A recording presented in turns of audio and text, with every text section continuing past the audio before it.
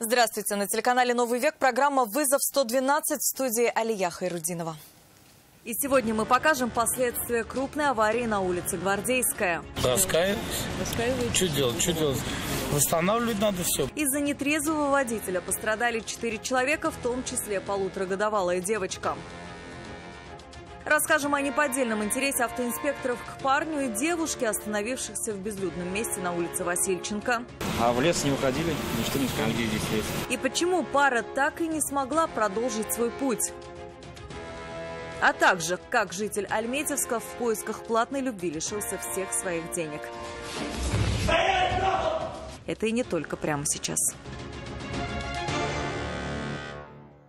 Нетрезвый водитель Kia устроил массовую аварию на улице Гвардейской около 4 часов дня. Мужчина в плотном потоке автомобилей на высокой скорости не справился с управлением и задел сразу 3 машины – Мазду, Тойоту и Деон Матис. В ДТП серьезно пострадали 4 человека, в том числе полуторагодовалый ребенок. Малышку с травмой головы госпитализировали в больницу. Зачем мужчина сел за руль пьяным и как он это все объяснил, расскажет Елена Саляхова. Сказали, что там ребенок пострадал в Матизе. Насколько сильно? Не знаю, пока еще неизвестно. Полуторагодовалая малышка вместе со своей мамой, ей 21 год, были пассажирами Матиза. Именно в эту легковушку пришелся самый сильный удар. От задней части микролитражки практически ничего не осталось. По словам очевидцев, у девочки была разбита голова, ее сразу же госпитализировали. В больнице у нее диагностировали ушибы мягких тканей головы. Ребенка спасло детское удерживающее устройство. Мама тоже пострадала, получается? Да, все пострадали. Мама девочки и 26-летняя девушка-водитель Матиза пострадали сильнее. У обеих сочетанные травмы. В вечерний час пик все ехали по Гвардейской в сторону улицы Аделя Кутуя. Как установили автоинспекторы, в Део врезалась Kia Cerato после того, как она по касательной задела Toyota Corolla. Матиз же, в свою очередь, как бильярдный шар отбросила на Мазду. 28-летняя девушка-водитель кроссовера сильно ударилась головой. Ее также госпитализировали. Скорость на этом участке дороги ограничена 40 километрами в час. Kia, судя по всему, двигалась куда быстрее. Ее 28-летний водитель находился в нетрезвом состоянии. А вы себя виновным ДТП признаете? Да, признаю, да, конечно. А алкотестер вы продули? Да, продул. Сколько показал? 3, по-моему. Сколько там показал? 339. Да, 339. Ну и зачем вы сели за руль в нетрезвом виде? Ну, знаете, как бы вам сказать, то есть на пьяную голову не подумал, то, что нельзя вот это делать. К слову, водитель, несмотря на свое состояние, прекрасно понимает, что все расходы по возмещению убытков владельцам автомобилей и пострадавшим в аварии пассажирам лягут именно на его плечи. Даже сказал, что готов помогать. Раскаиваюсь. Что делать? Восстанавливать надо все, как бы не только машины. Железо это железо. Самое главное, да, в первую очередь, как бы вот человеческие жизни здесь пострадали. Все 4 машины увезли на эвакуаторах. Некоторые и вовсе не подлежат восстановлению. Сам водитель, помимо расходов на ремонт автомобилей, должен будет выплатить штраф в размере 30 тысяч рублей и остаться без водительского удостоверения на срок от 1,5 до 2 лет. Это уже как решит суд. Елена Саляхова, Наиль Абдулин, «Вызов 112». «Лада» и БМВ столкнулись вечером на пересечении улиц Ломжинская и проспект Победы. Как рассказал водитель отечественной легковушки, обе машины ехали в одном и том же направлении, но, к его удивлению, водитель немецкого автомобиля вдруг резко решил повернуть налево. Сделал он это крайне неудачно, и хотя машины получили серьезные механические повреждения, люди в аварии не пострадали. Со второй полосы я ехал. Он ушел туда сначала, потом сразу дал на разворот, я в него ехал.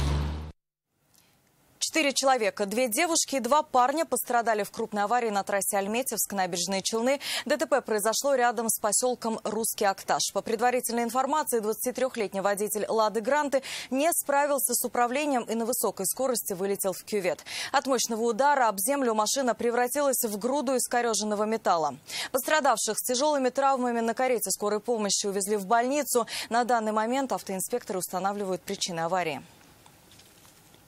Неподдельный интерес проявили автоинспекторы к молодой паре, парню и девушке, которые остановились у лесопосадки на улице Васильченко. Постояв некоторое время на обочине, они поехали дальше. Тут-то их и остановили стражи порядка. Полицейские заподозрили, что они могли забрать наркотики из закладки. Гулять в темноте в этих безлюдных местах просто негде. Нашли ли у них что-то запрещенное, почему поехать дальше молодые люди на своей машине не смогли, знает Айгуль Бадрудинова. Я проверил документы. Этих молодых людей автоинспекторы остановили на улице Васильченко. Стражи порядка заподозрили, что они могли забрать наркотики из закладки в ближайшей лесопосадке. Место здесь безлюдное, идти некуда, и остановившиеся автомобили и гуляющие по лесу во тьме люди привлекают внимание полицейских. Отъезжающий от опушки автомобиль они решили проверить. Ваша версия, просто ехали, остановили вас и все, да? Конечно, домой едем. А в лес не уходили? Ничто не А сказали? где здесь есть? Ну вот, лесопосадку идете. Нет, Ничего такого. местные. Молодые люди уверяли, что не делали ничего противозаконного. Претензий к ним быть просто не может. И вскоре после проверки документов поедут дальше.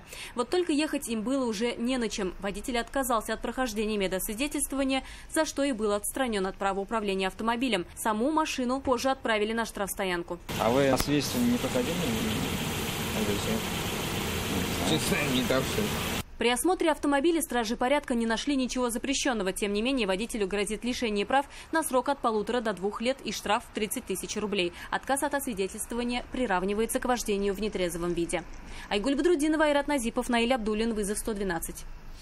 28-летнего жителя Альметьевска сегодня утром насмерть раздавило бетонной плитой. Трагедия произошла в бывшем здании АТП на улице Сургутская на глазах у его коллег.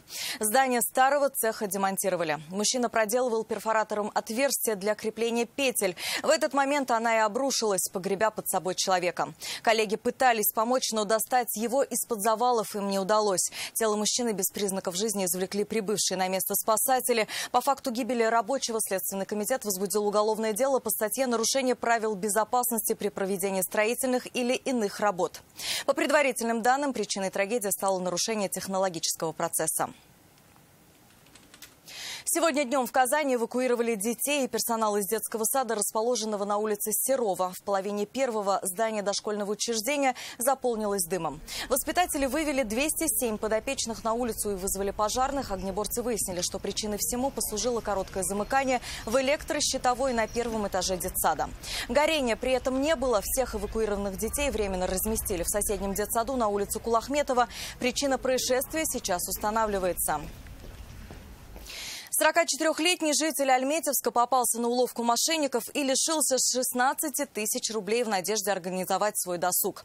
Ему захотелось платной любви. В интернете нашел соответствующее предложение. С девушкой списались. Она попросила небольшую предоплату. Мужчина деньги перевел, но желаемого так и не получил, лишившись в итоге всех имеющихся денег. Как? Подробности пикантной истории расскажет Нафиса Минязова. Именно в этой квартире в городе Тольятти оперативники застали мужчину, который, как установили следователи, и придумал весьма необычный способ заработка. Полицейские установили, что мужчина скачивал из интернета фотографии привлекательных девушек, на специализированных ресурсах создавал мнимые анкеты женщин, якобы зарабатывающих на жизнь собственным телом, и прикреплял к ним скачанные фотографии. Задержанным оказался 32-летний ранее судимый местный житель. Действовал он, не выходя из своей квартиры. Расчет был на то, что люди, пользующиеся подобными услугами, не хотят это афишировать. На эту удочку и попался 44-летний житель Альметьевска. Он решил скрасить свой досуг. Нашел объявление от симпатичной девушки Насти, которая за определенное вознаграждение была готова провести с ним вечер. В сети интернет заявитель нашел объявление о соответствующих услугах досуга и отправил сообщение. Ему пришел ответ от девушки по имени Настя, в котором она сообщила о необходимости перевести предоплату в размере 2000 рублей, что он и сделал. Началась переписка.